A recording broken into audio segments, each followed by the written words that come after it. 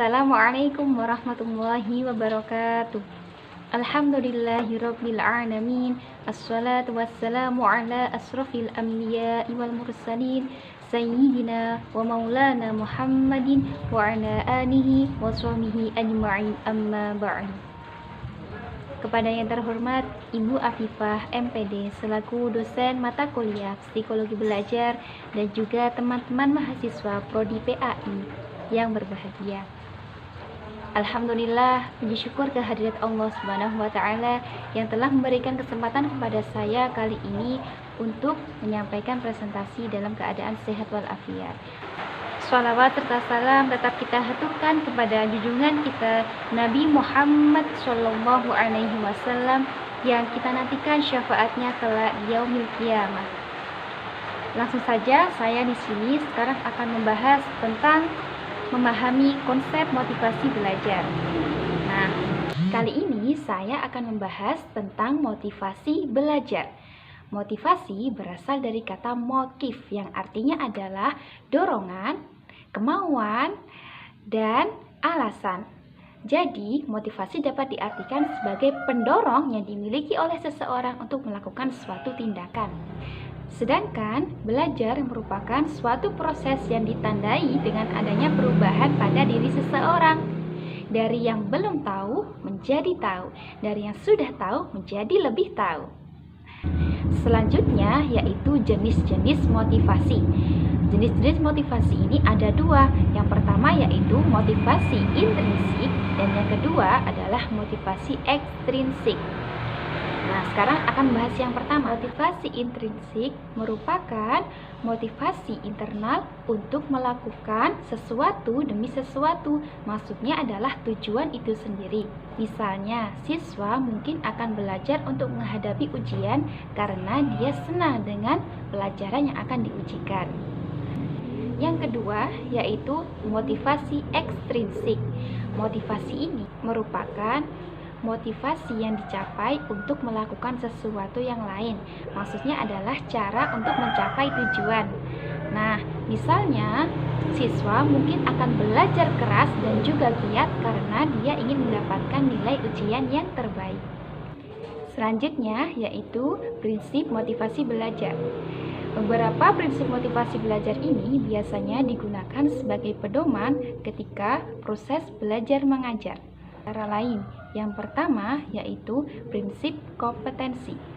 Prinsip kompetensi ini merupakan persaingan secara sehat yang dilakukan baik inter maupun antar pribadi. Contohnya, ketika ada perlombaan, keterampilan, dan lain sebagainya. Selanjutnya yaitu prinsip pemacu. Prinsip pemacu ini merupakan contoh, nasihat, amanat, dan lain-lain sebagainya. Selanjutnya yaitu prinsip ganjaran dan hukuman. Ganjaran yang diterima oleh seseorang siswa dapat meningkatkan motivasi untuk melakukan sesuatu demi ganjaran itu sendiri. Misalnya, pemberian hadiah kepada siswa yang berprestasi. Selanjutnya yaitu prinsip kejelasan dan kedekatan suatu tujuan. Semakin jelas dan semakin dekat tujuan itu, maka akan semakin mendorong seseorang untuk melakukan suatu tindakan. Selanjutnya yaitu prinsip pemahaman hasil. Telah dikemukakan bahwa hasil yang dicapai oleh seseorang merupakan feedback dari apa yang telah dilakukannya. Selanjutnya yaitu pengembangan minat. Minat dapat diartikan sebagai rasa senang atau tidak senang dalam menghadapi suatu objek. Berikutnya yaitu lingkungan yang kondusif. Lingkungan yang kondusif, baik fisik, sosial, maupun psikologis dapat meningkatkan dan mengembangkan motif untuk bekerja agar lebih baik dan produktif. Yang terakhir yaitu keteladanan. Perilaku yang dimiliki oleh seorang guru, baik langsung maupun tidak langsung, dapat mempengaruhi perilaku siswa, baik negatif maupun positif. Jadi, perilaku seorang guru dapat mempengaruhi motif belajar siswa. Selanjutnya, yaitu fungsi motivasi belajar. Fungsi motivasi belajar ini ada 3. Yang pertama, yaitu motivasi sebagai pendorong perbuatan. Yang kedua yaitu motivasi sebagai penggerak perbuatan. Dan yang ketiga yaitu motivasi sebagai pengarah perbuatan. Berikutnya yaitu ayat tentang motivasi belajar. Di sini saya menggunakan surat Az-Zumar ayat ke-9 yang berbunyi A'udzu billahi minasyaitonir rajim. Qul hal yastawil ladina ya'lamuna wal ladina la ya'lamuna innama yatadzakkaru ulul albab. Artinya, katakanlah, apakah sama orang-orang yang mengetahui dengan orang-orang yang tidak mengetahui? Hanya orang-orang yang berilmulah yang mengetahui.